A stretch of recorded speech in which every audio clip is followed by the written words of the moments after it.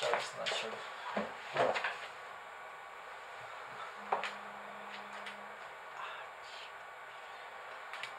Так он начал или нет?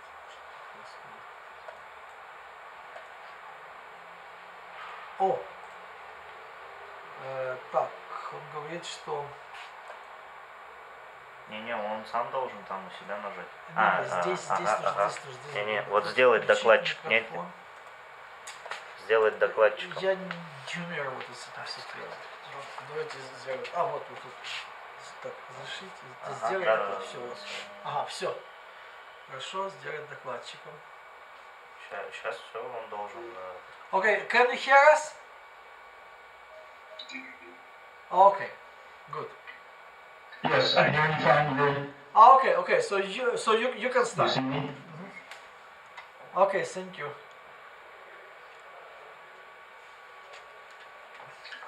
Okay. All right. Welcome, everyone. We are about to look into a key phase in hands-on design of a large chip, how to use intellectual property cores. We're going to take a look at core-based design. These cores come in three formats, soft, firm, and hard. We'll cover all three. We'll see how to integrate them into the 6 development phases we saw yesterday. And we'll look at a case study involving MIPS IP. Okay. All right, so where does the term core come from? Well, it actually comes from Intel. During the early days of the industry, they marketed a popular 8051 microcontroller.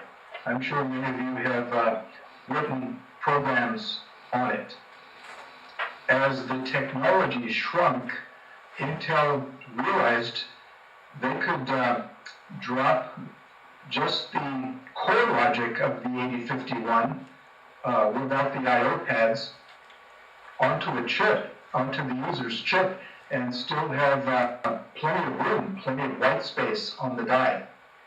And so that was an early intellectual property core. And so why use cores?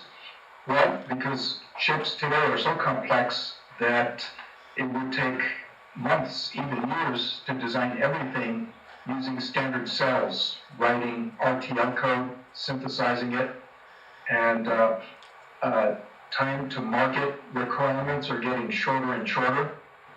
So why reinvent the wheel? So here's an example using a MIPS 32 CPU core on a large chip. The core itself, as you can see, has its own hierarchy. It may have level 1 and level 2 cache, ALU blocks. It has its own hierarchy. And so a fabulous design house like Broadcom, for example, can spend most of their time on design innovations like that 1 gigabit per second Ethernet controller we talked about yesterday, and other user-defined logic. And they can simply acquire the CPU core from a company like Imagination, MIPS. And so this really improves time to market. Let's look at the 3 popular formats of IP cores. This slide examines soft IP. It's called soft because it's highly modifiable. You get basically the RTL code from the IP vendor. It may be encrypted or obfuscated so that you can't reverse engineer the proprietary details of their design. But it is soft. You read it into your synthesis tool, just like any other block in your hierarchy. You can apply your own timing, area, and power constraints And design compiler will then synthesize all the logic and optimizing it to your constraints. So it's easily embedded onto an IC, and then you can add scan chains and other DFT logic, and it's very flexible.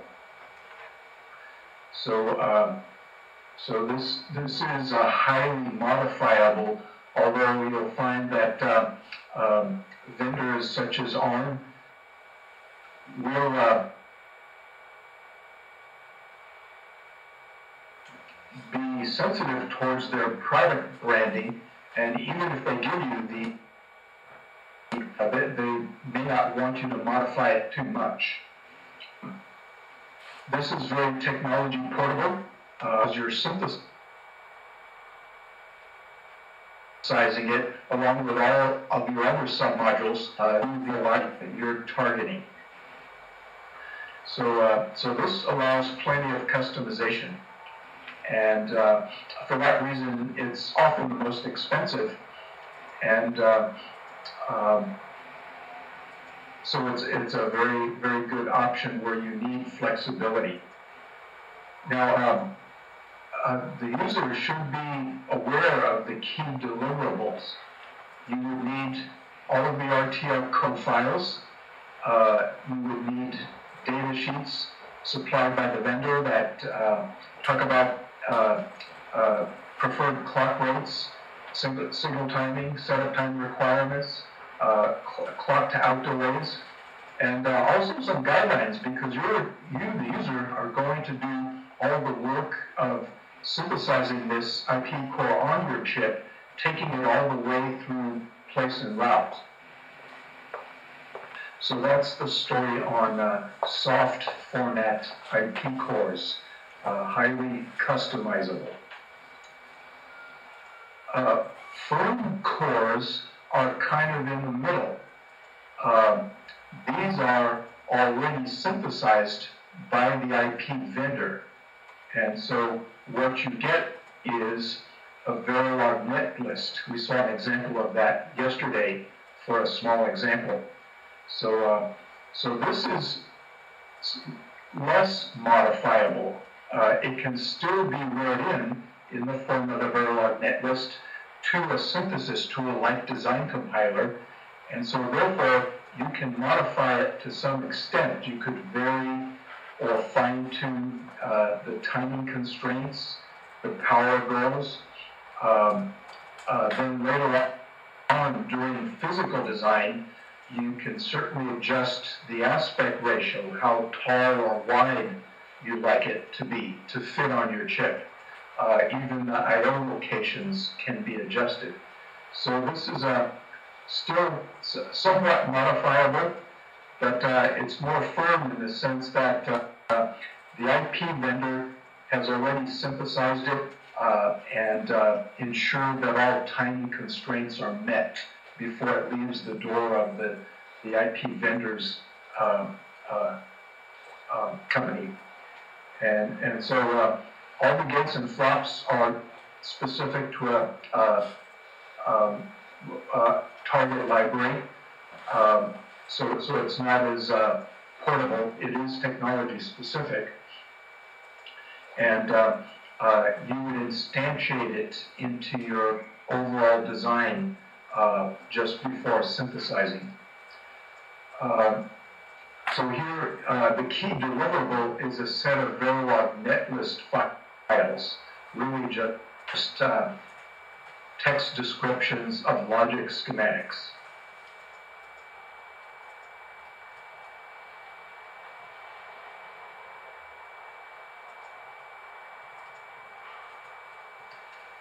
Okay, so that's the firm IP form. That's ultimate good candidate. We saw this yesterday in our little case study involving the Broadcom 1103 voice over IP chip. It used analog codecs. I'm sorry, yeah, that too, but also it used high-speed Ethernet blocks blocks. And so these ought to be in the form of hard IP. All the layout is done. So whether you acquire this from an IP vendor like MIPS, or if you have an in-house group that creates analog codecs and similar circuits, they've taken it all the way through layout and streamed out a GDS2 file. So the entire hard IP core has been reduced to technology-specific geometries. So this is optimized, highly optimized to a specific target technology. It's got the ultimate speed. It's not modifiable at all. And this also is a common format where you're buying legacy cores, which are just shipped out as is. The IP vendor has gone on to newer additions to their product line, but this is hard and fast, and it'll certainly still work. So the key deliverable for a hardcore is the GDS2 layout file. We'll see that tomorrow. We'll take a peek into binary GDS2 format and see exactly what it does to describe the geometry inside of a block or the entire chip layer by layer.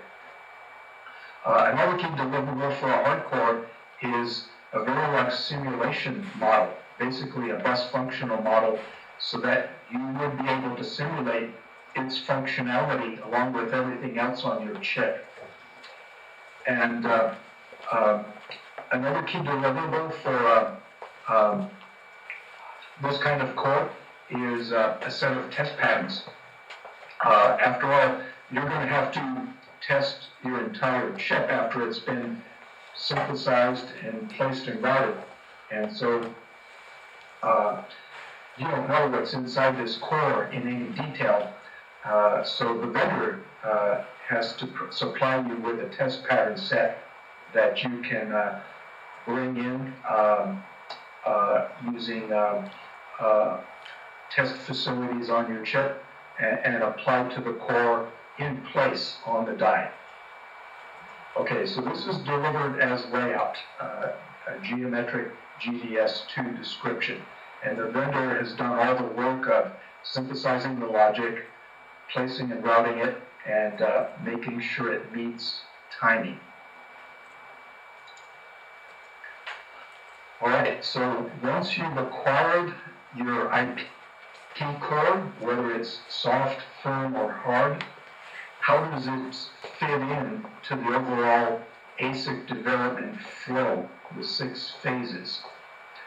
Well, for a soft or firm core, which is typically in Verilog format, that fits in to phase 2, the design phase. You're going to be synthesizing that along with all of the user-developed Verilog code. So make sure that you receive this code from the vendor before code freeze occurs, a common timeline in Silicon Valley companies. For a hardcore, comes in the form of a GDS2 file that's dropped in as a hard macro into the place and route tool. We'll delve into that tomorrow and take a look at IC compiler, the Synopsys place and route tool suite. So these hardcores are inserted into the overall floor plan of your silicon die. They're just like black boxes. You can move them around, rotate them, but you can't change the insides because they're hard. And they have low test accessibility, so the test team has to do some work to bring in the vendor-supplied test vectors and apply it to the inputs of this block. Okay, the note here reminds us that if we are working closely with the IP vendor and are about to receive a brand new type of core or a new version, make sure it aligns with your milestones.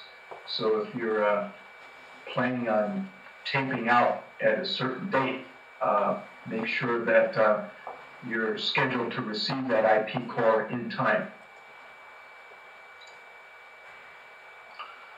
All right, let's talk briefly about pipelining.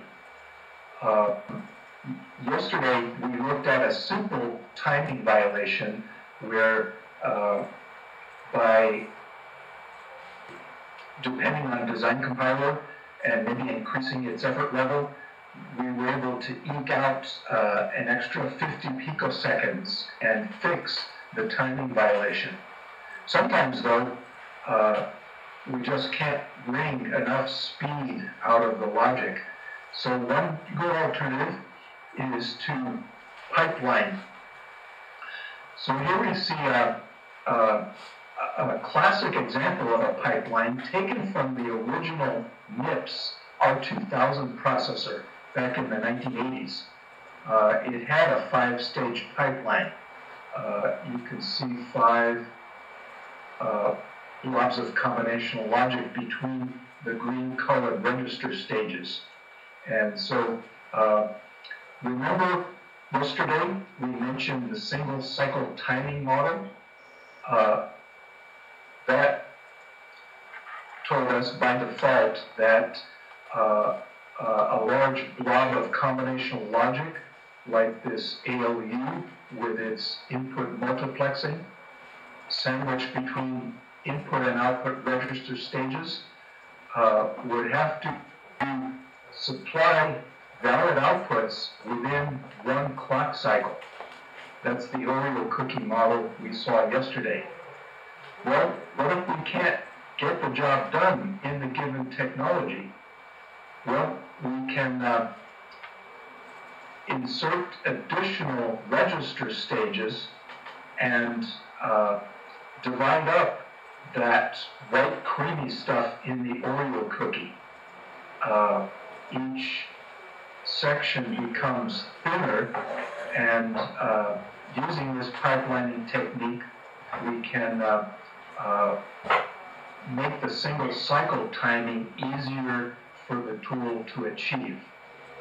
So here we've broken up an ALU data path with a storage RAM and output multiplexing and so on into all these stages. So each one taken by itself can meet the target clock requirement.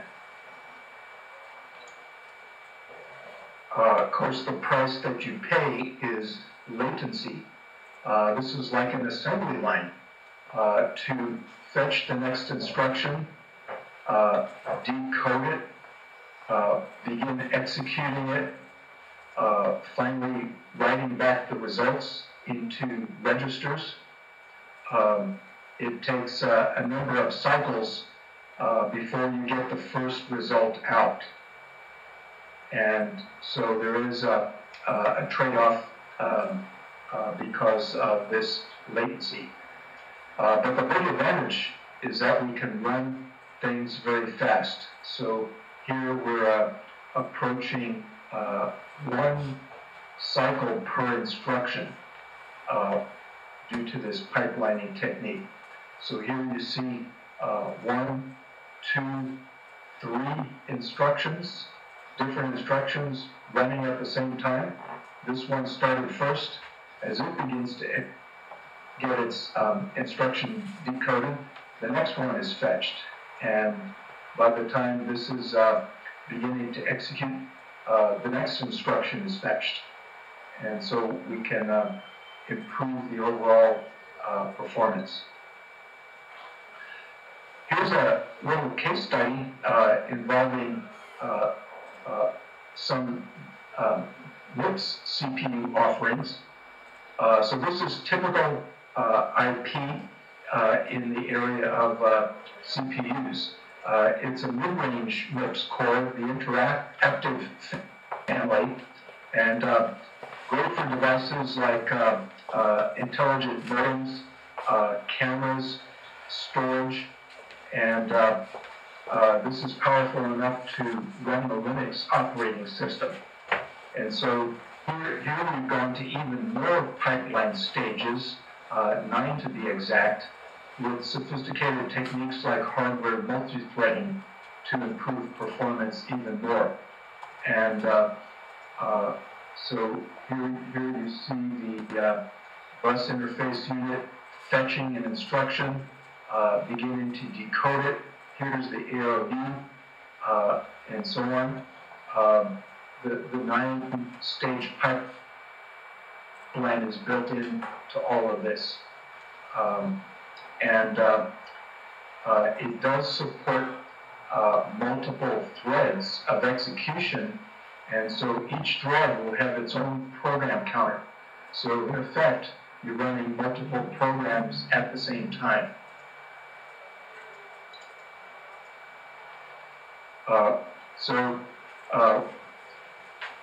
We can use a concept we briefly looked at yesterday, the banana-shaped curve, and apply this to IP cores. We looked at it in a simpler context where for a given logic block like an adder, we could achieve different implementations, some of which were faster but required more hardware, others of which needed less hardware, less area on the silicon die, but were slower. So IP cores fall along this kind of banana-shaped curve. So here we see several offerings from the MIPS Warrior family. And so if you're looking for raw speed, the performance class, great for microservers and handling multimedia, you want to push it way up the banana curve, and it's going to execute really fast in terms of standard metrics like dry stone MIPS per megahertz. It will require more footprint on the silicon die, but that's the trade-off that we make. The M class is more of a minimal IP core and not as fast, but takes less footprint on the die. So vendors like MIPS offer these families, these ranges of microarchitectures, helping you to differentiate your ASIC from competitors in the marketplace. Any questions so far? So we've taken a look at a key design technique where we acquire IP cores from a third-party vendor or even a different division within our own company to avoid reinventing the wheel and reduce the time to market. Okay, let's now switch gears. Let's go from the digital design world into the analog. Most ASIC chips today have onboard analog blocks, wireless, or RF.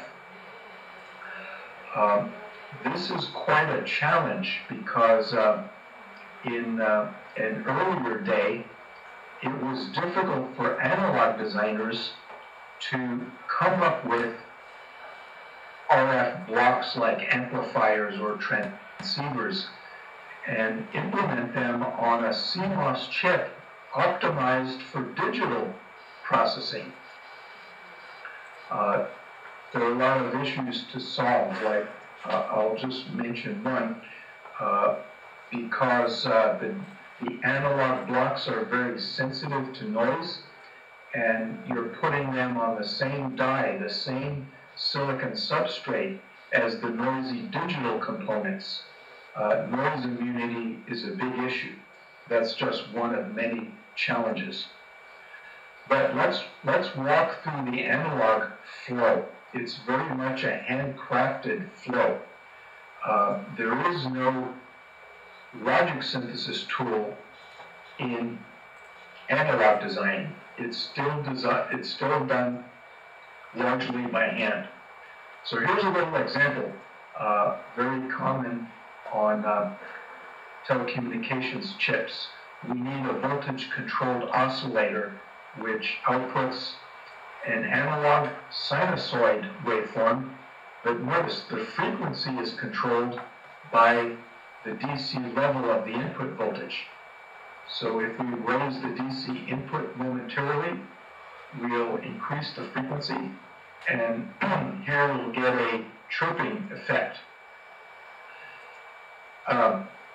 From the paper spec, the product requirements document, we get the tuning curve, the basic specification for this kind of block. Notice its frequency varies linearly about a 2 gigahertz center frequency as the DC input voltage is increased. The slope is called K sub f. It's measured in hertz per volt. And so over a narrow region, the frequency increases linearly with the DC input voltage. So there is our design spec. So let's put on the hat of an analog designer and see how we can design this block. Well, maybe we've gotten a PhD from Moscow State University, and we have at our fingertips all kinds of oscillator circuits that we can use. Here's a common one, a Colpitts oscillator. It's cross-coupled. Notice we're using the same NMOS transistor type that all of the digital logic will be using. Here's the gate electrode, here's the source, here's the drain. Only we're using it in its full analog capability. It's not just an on-off switch. The gate voltage is not just logic high or logic 1. It ranges over the full range from VDD down to ground. Notice there may be capacitors, even variable capacitors included in the circuit. These are called varactors. They're not that difficult to implement in a CMOS technology because inherently the metal oxide semiconductor stack that we saw yesterday in cross-section has a capacitance that does vary slightly with the applied gate voltage. So we can use that as a variable capacitor, allowing us to basically vary the output frequency with the input voltage. That's the key to this design. This Colpitts oscillator also includes a pair of matched inductors. Now you may wonder, where in the world are we going to get an inductor on a silicon chip? Well, today we have available 8, 9, 10 levels of metal. So it's become very common to use the topmost metal layer to make 1 or 1.5 or 2 turns of copper interconnect, forming a small inductor. We can